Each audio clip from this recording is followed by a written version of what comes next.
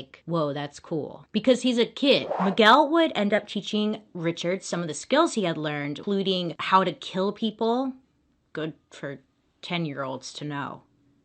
On May 4th, 1973, Richard was at Miguel's home when Miguel and his wife got into an argument, and Miguel ended up shooting his wife in the face. Now, Richard was there, so he witnesses Miguel shooting. Now, Miguel would end up getting arrested and taken into prison, but he was found not guilty by reasons of insanity, and he would just spend 4 years in the state mental hospital.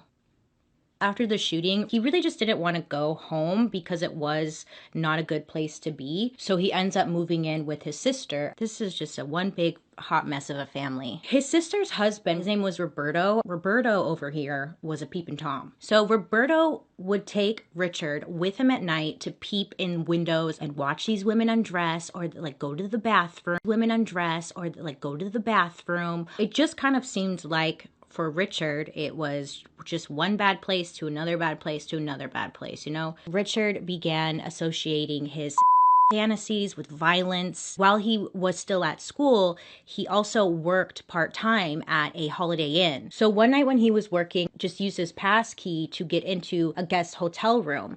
Now, it was a couple, and it was just the wife in there by herself. So Richard let himself into the room, and he attempted to rape this woman. The charges ended up being dropped when the couple refused to testify. Because of this, Richard did end up losing his job at the hotel, as he should. So then Richard ends up dropping out of high school in the 9th grade. It's a little unclear what he did from this time all the way up to the age of 22, but that's when Richard decided that he was going to move from Texas to California permanently. He went to San Francisco, going to move from Texas to California permanently. He went to San Francisco first, and he was staying in the Tenderloin district. April 10th, 1984. Richard is staying at this hotel. It's where he ends up murdering a 9-year-old girl in the basement of the hotel. It went unsolved for many, many years, and it wasn't until 2009 when they were able to get a DNA match linking him to this horrible murder. He ends up going down south to Los Angeles. So on June 28th, 1984, a 79-year-old woman, her name was Jenny, she was found brutally murdered in her apartment. Her throat was slashed so deeply that she was nearly decapitated. They knew whoever had done this had gone through the window, and they had a fingerprint, but no suspects. On March 17th, 1985, Richard had attacked a 22-year-old woman, and her name was Maria. Richard ends up ambushing her, and he pulls out his handgun and he shoots her in the face. She ends up surviving. Richard thought she was dead, so he goes inside of the home, and inside of the house was her roommate, 34-year-old woman named Dale.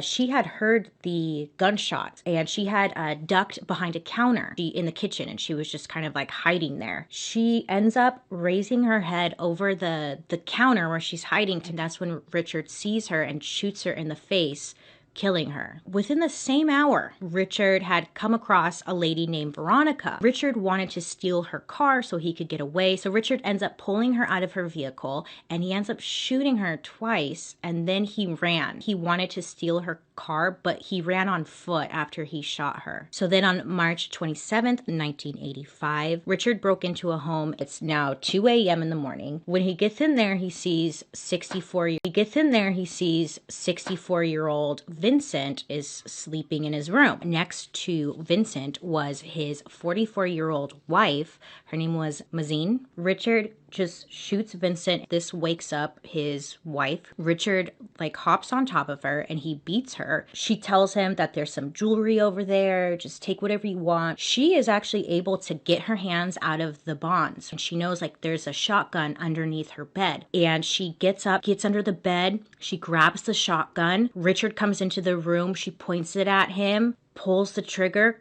click. It wasn't loaded. This infuriates Richard, and he then proceeds to shoot her 3 times. So then Richard ends up grabbing a knife from the kitchen, gouges both of her eyes out of her face, and he puts them in a jewelry box, and he takes the jewelry box, just takes it. Takes the jewelry box, just takes it. So when Richard is leaving the scene, he actually ends up leaving his footprints in the flower beds, which are like outside the home. Also, police had found bullets at the scene, which had matched to those found at previous attacks. This is the moment when police realized that a serial killer was at large. May 14th, 1985, he enters the home of 66-year-old Bill and his 56-year-old disabled wife, Lillian. I know, it's awful. Bill was in his bedroom and Richard enters the room. They kind of have like a little confrontation. When he was reaching for the gun, that's when Richard shot him in the face. He enters Lillian's room and he finds her there. He bound her up. He raped her, then he ransacked the home. May 29th. All of these took place in 1985. Richard steals a Mercedes. He drives out to the home of 83-year-old Maybelle and her 81-year-old sister Florence. So Richard breaks into their home and he finds a hammer. He runs into Florence first, so he beat her with the hammer. And then he runs into Mabel. He ends up beating her and he gets electrical cords and he gives both women electric shock. Then he grabs a lipstick he sees and he draws like a pentagram on poor Mabel's thigh, as well as one of the walls in the bedroom. Oh, it keeps going. Then July 7th. Richard broke into the home of 61-year-old Joyce. She was asleep on her living room couch. Richard beat her to death and kicked her in the head, which ended up leaving a clear shoe print. And then after this attack, Richard decided that he needed a better tool to commit these crimes he was doing. So he goes and he buys a machete. I feel like that would be a red flag. Oh, you're buying a machete? Okay, yeah, let me just take your information really quick. So he drives out to a home of 66-year-old Lila and her 68-year-old husband, Max. Bursts into the couple's bedroom, kills both of them with the machete. He then shoots him in the head. So that same night, July 20th at 4 a.m., Richard breaks into another home. Richard shot the husband and then he bound and raped the wife. Then the 8-year-old son came walking in. Richard sees the 8-year-old. He bounds him up and he drags the 8-year-old around the house. He demanded that he, quote, swear to Satan that he was not hiding any money from him. He left the child bound in the home. Moving on to August 8th, Richard steals another car and he chose the home of 27-year-old Sakina. And her 31-year-old husband, Elias. He shoots and kills Elias. Then he handcuffs Sakina while forcing her to reveal the locations of like the family jewelry, and Richard repeatedly demanded that she, quote, swear on Satan that she would not scream during his assaults. Police keep finding these victims and they are linking them all together. Then a televised press conference had taken place. They ended up giving Richard the name the Night Stalker. They tell viewers to lock their doors, lock their windows because someone is coming and it could be any of you. LA detectives were like off that they had this media conference about it. They knew that Richard was gonna like make a run for it. I mean, they were right. Richard was indeed watching. Richard saw this and knew that everyone was onto him. Richard then takes his sneakers that were linked to the crime,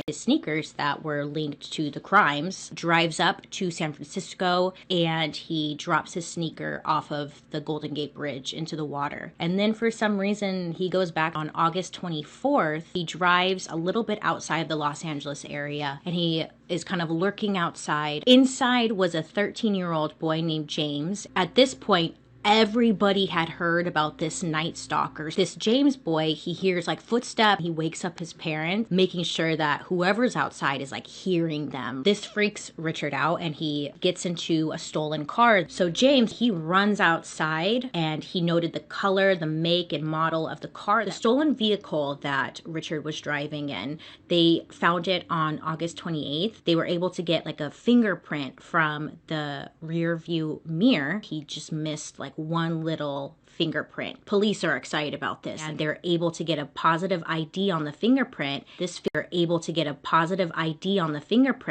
fingerprint belongs to someone named Richard Ramirez. They see that he's like a 25-year-old drifter from Texas, and he had a long rap sheet. So they do another media conference. We know who you are. Everyone else will too, and there will be no place for you to hide. So then on August 31st, Richard gets off of the bus and he's walking, and he looks over and he sees like a newspaper rack. Every single newspaper had his picture on the front. It sends him into a full-blown panic. Tries to run across the freeway, stops a car. It's a woman. He tries to carjack her. Other people nearby who have slowed down, they prevent him from carjacking this woman. He takes off and he hops over like several fences, attempting 2 more carjackings. Now, this is the good part, because he ends up in East LA. His dumb tries to stop one of the cars driving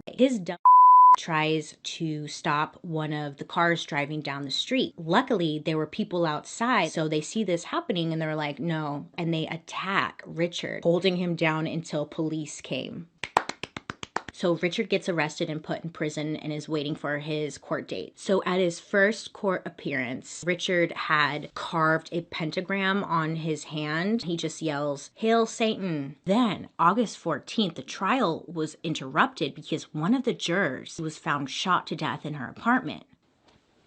The jury was terrified. They were all thinking it was Richard. And now everyone, especially the jury, was really afraid. Later on, it was determined that Richard was actually not responsible for this lady's death. Now, this is the part that extra media was covering this story. They were showing Richard's photo everywhere. Richard had fans. He was getting hundreds of letters. One of the ladies who was a big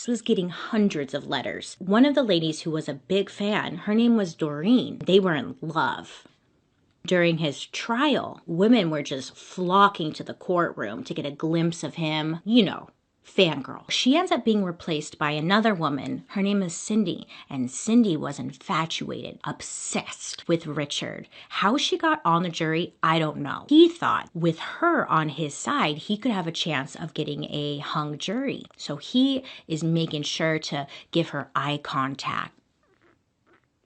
September 30th, 1989, Richard was convicted of all charges. 13 counts of murder, 5 attempted murders, 11 sexual assaults, and 14 burglaries. He was sentenced to die in California's gas chamber. Richard was waiting for his execution date. His health just fell apart, and he ended up passing away at the age of 53. He had been sitting